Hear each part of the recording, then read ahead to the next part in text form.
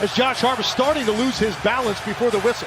Brunson, his first shot, knocks down the three. Welcome back to The Explainer, guys. Look, what we just witnessed in the second round of the NBA playoffs wasn't just a victory. Honestly, it was a surgical dismantling. We are looking at an absolute strategic masterpiece put together by the New York Knicks to completely sweep the Philadelphia 76ers. If you want to understand how a modern basketball team achieves total dominance through tactical execution, elite defense, and just insanely unselfish ball movement, well, you're definitely in the right place. Let's get into it. I want to hook you right off the bat with a number that is just bonkers, 19.4. That is the Knicks' average point margin of victory across these playoffs so far. To put that into perspective for you, it is the largest point differential through the first two rounds of the postseason since the NBA expanded to 16 teams all the way back in 1984. They aren't just beating teams right now, they are literally running them off the floor. And that dominance absolutely peaked in the closeout Game 4. 144-114, a 30-point blowout on the road to finish a sweep. The sheer offensive firepower the Knicks unleashed to close out the series was just staggering. They took control from the opening tip and never looked back, turning what was supposed to be a desperate, hostile environment in Philly into an absolute laugher.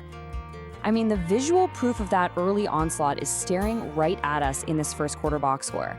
Just look at that visitor total, 43 points in the first 12 minutes alone. The Knicks tied an NBA postseason record by sinking 11 three-pointers in a single quarter, shooting an unbelievable 84.6% from deep. They raced out to a commanding 43-24 lead and completely shell-shocked the Sixers right out of the gate. So who was the catalyst for that incredible start? Deuce McBride, man. With their top defender and key scorer OG Anunoby out with a strained hamstring, McBride steps into the starting lineup and instantly catches fire. He hit 4 consecutive three-pointers, sparking this massive 20-6 run. He actually became the first Knick since play-by-play tracking began in 1997 to hit 4 threes in the first quarter of a playoff game. Just incredible. All right, let's dive into Section 1, Masterclass in Passing Rotations, Dismantling the Defense. To actually dismantle that defense, the Knicks relied on absolutely flawless ball movement. The crucial point is right here, 33 assists. The Knicks racked up 33 assists on 49 made baskets in Game 4. That is an elite assist-to-field goal ratio. And the Anthony Towns.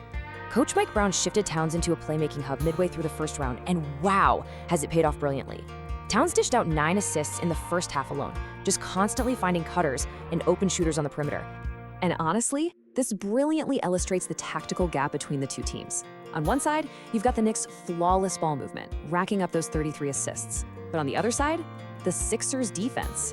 Sixers coach Nick Nurse openly admitted after the game that his team suffered from a total lack of communication, especially in transition and pick-and-roll coverage. He noted the Knicks were playing super fast, getting wide-open threes simply because the Sixers were miscommunicating on switches, literally putting 2 guys on the ball and leaving shooters completely abandoned. You just can't do that.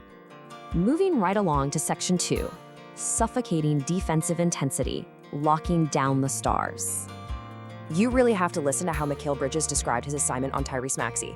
He said, following the scout, try to make it difficult for him, have an X-play mentality. It sounds so simple, right? But executing it against an elite scorer takes incredible discipline. Bridges and the Knicks focused heavily on short-term memory. Whether a shot went in or missed, they were instantly locked into their defensive assignment for the very next possession.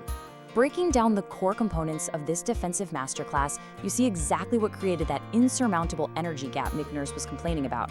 The Knicks religiously followed the scouting report, they stepped up their defensive rotations, they maintained high-level communication, which was the exact thing the Sixers were failing at, and they executed that next play mentality. Jalen Brunson even noted that controlling the defense and communication is something they can always rely on, even on nights when shots aren't falling. Right, so what happens when you combine that absolute clamps defense with record-breaking shooting? You get this. The first half box score tells the whole story. Knicks 81, 76ers 57. The Knicks totaled 18 three-pointers in the first half alone, scoring 54 points strictly off the long ball. This deadly combination of passing, shooting, and defense effectively ended the game by mid-intermission. The second half, as the reports called it, was basically a mere formality. Okay, Section 3, the next man up, a culture of readiness. You know, the sheer depth of this roster is just shining through right now. You lose your top defender and OG Anunoby, who was averaging over 21 points a game in the playoffs. And the response? Deuce McBride starts and drops 25 points. Landry Shamet steps in completely cooled off the bench, hits crucial threes, and finishes the game, earning praise from his teammates as a true professional. The roster depth ensures that the team doesn't miss a single beat, defensively or offensively. Everyone knows their role, and everyone is ready when their number is called.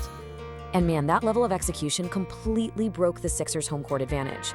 Listen to this incredibly entertaining quote from Josh Hart. He said, "I used to think Philly was a sports town. I don't know if it is anymore. It never felt like a road game." Despite Joel Embiid literally pleading with Sixers fans not to sell their tickets, Knicks fans absolutely took over Xfinity Mobile Arena. They brought brooms. They chanted Knicks in 4. It completely solidified the psychological dominance of the sweep. And finally, Section 4, Chasing a Championship. What lies ahead? Look, advancing to the Eastern Conference Finals is huge, obviously. But despite being the heavy favorites in the East, the locker room is definitely not satisfied. I absolutely love this quote from Jalen Brunson. "We're still writing our story." Brunson, who by the way is averaging 27.4 points this postseason and has been the absolute engine of this franchise turnaround, he keeps the team entirely grounded. Josh Hart is starting to lose his balance before the whistle. Brunson, his first shot, knocks down the 3. As Karl Anthony Towns pointed out, last year they were just excited to beat Boston. But this year, they are locked into the moment, they're hungry, and they're entirely focused on the work ahead. Hart, Towns against Drummond. Kicks it out Brunson. Corner 3, got it. Which leaves us with this final thought to ponder. The Knicks haven't reached the finals since 1999, and they haven't won a championship since 1973. But when you look at a historic 19.4-point margin of victory, elite two-way execution, and a roster that seamlessly adapts to injuries, is this the year they finally bring a title back to New York? Based on this masterclass against Philly, they've got absolutely every tool necessary to do it. Thanks so much for watching this explainer, guys, and I'll catch you on the next deep dive.